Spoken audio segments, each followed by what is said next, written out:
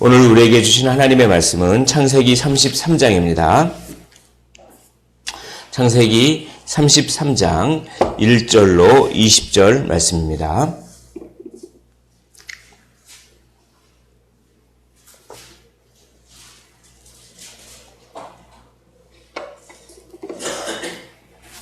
창세기 33장 1절부터 20절 말씀 한 절씩 교독을 하시고 마지막 절 함께 읽도록 하겠습니다. 야곱이 눈을 들어보니 에서가 400명의 장정을 거느리고 오고 있는지라 그의 자식들을 나누어 레아와 라헬과 두 여종에게 맡기고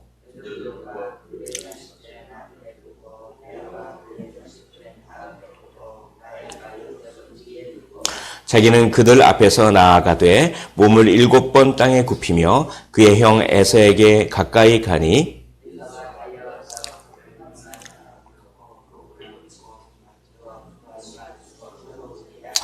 에서가 눈을 들어 여인들과 자식들을 보고 묻되 너와 함께한 이들은 누구냐? 야곱이 이르되 하나님이 주의 종에게 은혜로 주신 자식들이니이다. 레아도 그의 자식들과 더불어 나와 절하고 그 후에 요셉이 라헬과 더불어 나와 절하니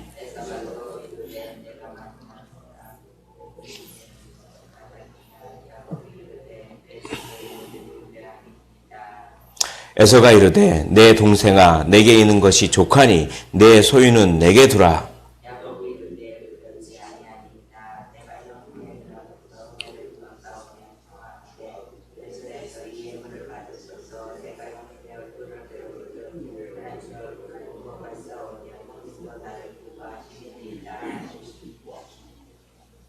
하나님이 내게 은혜를 베푸셨고 내 소유도 족하오니 청하건대 내가 형님께 드리는 예물을 받으소서 하고 그에게 강권함에 받으니라.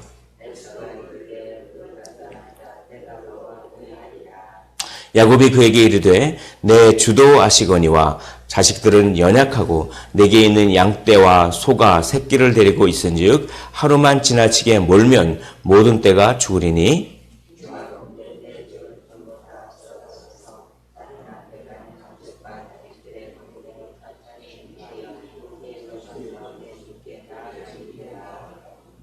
에서가 이르되 내가 내 종 몇 사람을 내게 머물게 하리라. 야곱이 이르되 어찌하여 그리하리이까? 나로 내 주께 은혜를 얻게 하소서 하매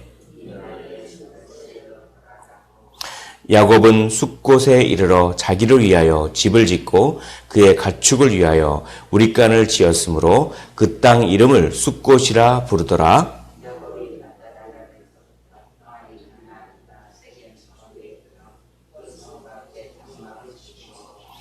그가 장막을 친 밭을 세겜의 아버지 하몰의 아들들의 손에서 베크시타에 샀으며 거기에 제단을 쌓고 그 이름을 엘 엘로에 이스라엘이라 불렀더라. 아멘. 오늘 본문은 드디어 야곱과 형 에서가 만나서 화해하는 그 장면입니다. 에서가 400명의 그 장정을 거느리고 오고 있다고 하는 그 소식을 듣고 정말 걱정이 돼서 기도합니다.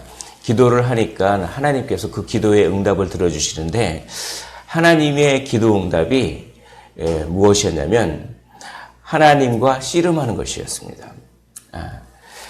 우리가 기도하면 하나님께서 그 기도를 이루시는데 그 기도를 이루시는 것은 반드시 하나님과 겨루는 과정을, 하나님과 씨름하는 과정을 거치게 됩니다. 그것이 무엇이냐면은 정말 진정으로 하나님을 간절히 붙드는가라고 하는 것을 하나님께서 점검하시는 과정이 필요한 것이죠.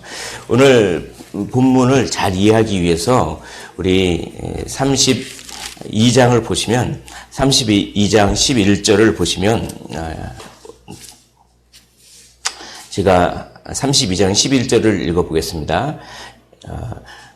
야곱이 이렇게 기도합니다. 내가 주께 간구하오니 내 형의 손에서 에서의 손에서 나를 건져 내시옵소서. 내가 그를 두려워함은 그가 와서 나와 내 처자들을 칠까 겁이 나기 때문이다. 이렇게 아주 간절하고 아주 솔직한 기도를 합니다. 저 무섭습니다. 한마디로 이겁니다. 자기의 감정을 애둘러 표현하지 않고 아주 투명하게 하나님 저 무섭습니다. 이렇게 얘기합니다. 그래서 하나님은 그래 라고 바로 이렇게 응답해 주시기보다는 그 기도 제목으로 하나님이 직접 내려와 주셔서 밤새 씨름을 해 주시면서 정말 간절하게 하나님을 붙드는지를 점검하시는 거예요. 그게 막 씨름하는 거예요. 그래서 축복하지 않으면 제가 놓지 않겠습니다 라고 끝까지 야곱이 놓지 않는 것, 그것을 하나님께서 기뻐하셨던 것 같습니다. 그래서 축복을 해주고 이 엉덩이 뼈죠, 이 허벅지 관절을 탁 치셔가지고 다리를 쩔뚝쩔뚝하게 만들고 너 이제 이름을 내가 바꿔주겠다. 야곱이 아니라 이스라엘이다. 네가 하나님과 및 사람들과 겨루 이루었다, 이겼다라고 하는, 너는 승리자다라는 이름을 붙여주십니다. 그런데 현실은 어떻습니까? 다리를 쩔뚝쩔뚝거립니다. 다리를 절뚝절뚝거려서 자기 마음대로 막 돌아다니지 않고 하나님만 의지할 수밖에 없는 그러한 상태를 하나님은 승리자다라고 이야기하는 것입니다. 우리가 절뚝거리기 때문에 우리는 승리자입니다.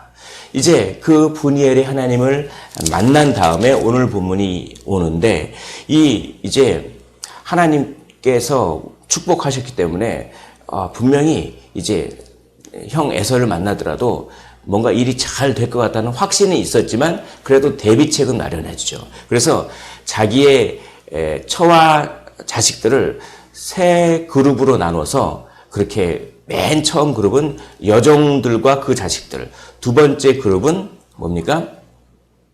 레아와 그 자식들, 나머지는 맨 마지막 그룹은 맨 뒤에는 자기가 사랑했던 라헬과 요셉. 여기서 약간 편애가 보이죠. 아직도 이 편애를 고치지는 못합니다. 이 편애가 나중에 야곱을 고생시키는데 요셉만 편애를 해가지고 요셉의 형들이 요셉을 그냥 그렇게 팔아먹지 않습니까? 그런 게 다 이 편애 때문에 그렇습니다. 결국 심는 대로 거둔다고 본인이 그렇게 편애를 하니까 그것 때문에 그렇게 야곱의 또 말년에 고생을 하게 되는 그런 모습을 봅니다. 아무튼 이렇게 하나님을 만난다고 해서 인격이 갑자기 다 변하는 건 아닙니다. 하나님께서 서서히 성화를 시켜주시죠. 그러나 변한 점이 있습니다. 그게 뭐냐면 예전에는 자기가 맨 뒤에 섰습니다.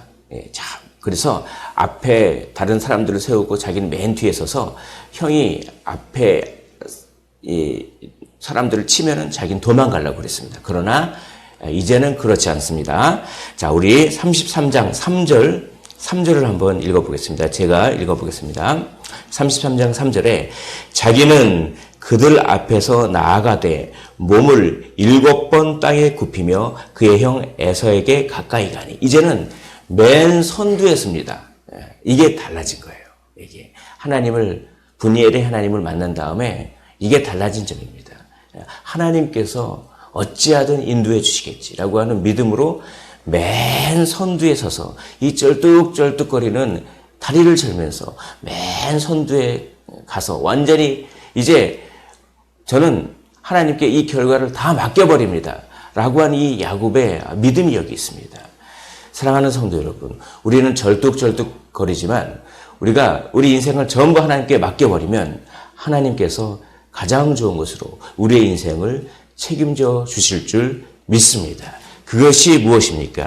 우리 4절을 한번 한 목소리로 읽어보겠습니다. 33장 4절입니다. 시작. 에서가 달려와서 그를 맞이하여 안고 목을 어긋 맞추어 그와 입 맞추고 서로 우니라. 이렇게 하나님께 다 맡겨버리니까 에서가 와서 자기를 해코지 하고 공격할 줄 알았던 에서가 와서 그냥 부둥켜 안고 아이고 우리 동생 왔구나 라고 하면서 막 인사하고 입 맞추고 그렇게 막 울고 그는 하나님께서 마음을 바꿔주신 것이죠. 맨 처음에는 아마 이 400명씩이나 끌고 갔다는 것은 뭔가 야곱을 이렇게 치기 위해서 아마 갔을 거라고 그렇게 이제 이렇게 많이 생각들을 합니다. 그런데 도중에 에서의 마음이 바뀐 것 같아요. 아마 분이엘의 기도 아마 그때가 아니었을까요? 막 군대를 이끌고 야곱이 온다고 그러니까 막 군대를 이끌고 가다가 도중에 생각이 바뀌면서 봄에 눈이 녹듯이 그 어떤 쌓였던 원한이 사르르 녹는 거예요. 그래도 내 동생인데 20년이나 지났는데 뭐 이제 와서 그러느냐. 나도 이제 먹고 살 만큼 먹고 쟤도 나름대로 고생 많이 했는데 뭐 그러느냐라고 하면서 이렇게 마음이 사르르 녹게 하신 것은 누가 그렇게 하셨습니까? 하나님이죠. 우리가 깨진 관계가 있을 때 우리 힘으로 사람의 설득으로는 절대로 안 됩니다. 하나님께 맡겨야 되는 거예요. 우리가 부부간에, 형제간에, 이웃간에, 친구간에 또 때로는 같은 교회의 성도들 안에 관계가 깨질 때 그냥 어떻게든 잘 설득해서 그렇게 그냥 인간의 지혜로 뭘 설득해가지고 막 하려다 보면 자존심 싸움밖에 안 됩니다. 그때 어떻게 합니까? 무릎을 꿇는 겁니다. 무릎을 꿇고 주님께 맡기는 것이죠. 그러면 주님께서 마음을 만져주셔서 마음을 녹여주실 줄 믿습니다. 그것을 경험한 야곱이 너무 기뻤습니다. 그렇구나. 저 형님의 그 얼굴, 형님이 이제 인상 쓰면서 올 줄 알았는데 형님이 환하게 웃으면서 나를 그렇게 환대해주는 형님의 얼굴 속에서 하나님의 은혜와 하나님의 도우심을 보는 것입니다. 그러면서 이렇게 얘기합니다. 형님의 얼굴을 보니 내가 하나님의 얼굴을 보는 것 같습니다. 우리 한번 10절을 읽어보도록 하겠습니다. 33장 10절입니다. 시작. 야곱이 이르되 그렇지 아니하니이다. 내가 형님의 눈앞에서 은혜를 입었사오면 청하건대 내 손에서 이 예물을 받으소서. 내가 형님의 얼굴을 배운즉 하나님의 얼굴을 본 것 같사오며 형님도 나를 기뻐하심이니이다. 아멘. 사랑하는 성도 여러분, 하나님께 간절히 기도로 씨름하십시오. 우리가 우리 힘으로 하지 않고 절뚝거릴지라도 하나님을 의지하면 하나님이 마음을 만져주시고 그것을 늘 경험하시기를 원합니다. 이렇게 하나님의 은혜를 경험한 그 야곱이 이제 에서가 세일로 같이 가자고 하니까 나랑 같이 가서 뭐 살자 그런 식으로 얘기를 했는지 모르겠는데 아직도 에서를 약간 경계하는 면이 있습니다. 그리고 세일은 에돔인데 하나님이 뭐라고 했냐면 너는 가나안 땅으로 가라고 했습니다. 그래서 내가 조금 천천히 가겠다. 먼저 세일로 가십시오 라고 하면서 야곱은 세일 쪽으로 가지 않고 숫곳으로 갑니다. 그래서 17절에 보면은 이렇게 되어 있습니다. 17절에 야곱은 숫곳에 이르러 자기를 위하여 집을 짓고 그의 가축을 위하여 우릿간을 지었으므로 그 땅 이름을 숫곳이라 부르더라. 18절에 야곱이 밧담 아람에서부터 평안히 가나안 땅 세겜 성읍에 이르러 그 성읍 앞에 장막을 치고 그가 장막을 친 밭을 세겜의 아버지 하몰의 아들들의 손에서 베크시타에 샀으며 라고 합니다. 이것이 일단 가나안 쪽으로 가서 하나님께서 하신 명령을 지키기 위해서 형 에서에게 이렇게 내가 나중에 세일로 가겠습니다 라고 하면서 가나안 땅으로 오는 건 좋은데 여기서도 약간 형을 속입니다.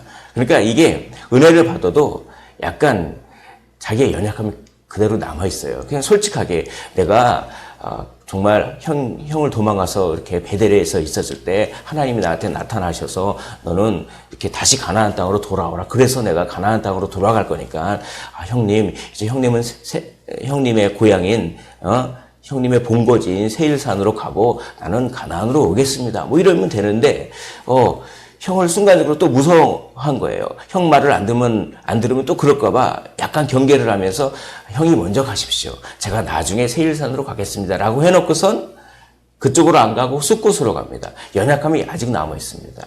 그러나 그럼에도 불구하고 아무튼 하나님께서 하라는 그 명령은 지키는 모습은 또 이게 좋은 모습입니다. 그런데 여기서 또 문제가 있습니다.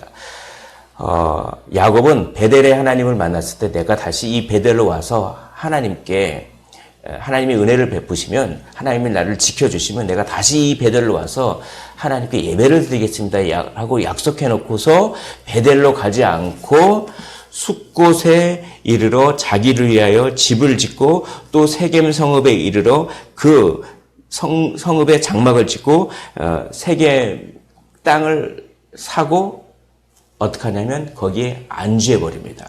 베델로 안 내려가요. 우리가 은혜를 받고 나서 날마다 새로워져야 됩니다. 정말 얼마나 큰 은혜를 받았습니까? 정말 그 형 에서의 마음을 움직이신 하나님의 그 큰 은혜를 받고서도 하나님의 약속을 향해서 계속 순종으로 나아가지 않고 그냥 거기서 안주해 버리고 베델로 가야 되는데 어떡합니까? 그 자기를 위하여 집을 짓고 세겜에 안주해 버리는, 그리고 또 여전히 속이는 그 옛 습관을 여전히 버리지 못하는 그런 모습이 참 우리의 연약함과도 많이 닮은 것 같습니다. 그러니까 하나님께서 내일 살펴볼 그 얘기지만 그 야곱의 딸 디나가 부끄러운 일을 탁 당하게 만드시는 거예요. 거기 안주해 버리니까. 그래서 결국 베델로 올라가게 억지로 만드십니다. 예. 우리가 은혜를 받으면 날로 새로워져서 은혜를 받은 자답게 더욱 순종해야 될 줄 믿습니다. 오늘 이제 말씀을 정리하도록 하겠습니다. 바로 하나님의 얼굴을 경험하는 그런 우리가 되시기를 원합니다. 어제 부지런히 또 간절히 주님께 기도로 씨름을 하십시오. 그리고 하나님께서 인생을 책임져 주시고 마음을 만져주시는 그런 하나님의 은혜를 먼저 경험하시기를 원합니다. 우리 힘으로 해서는 안 되죠. 그러나 그런 은혜를 경험했으면 그런 은혜를 경험한 자답게 안주하지 말고 계속해서 은혜 받은 자답게 순종하는 삶을 살라고 오늘 본문은 이야기합니다. 먼저 은혜를 받으십시오. 그리고 그 은혜 받은 자답게 계속 순종하시기를 주님의 이름으로 축원을 드립니다. 기도하겠습니다.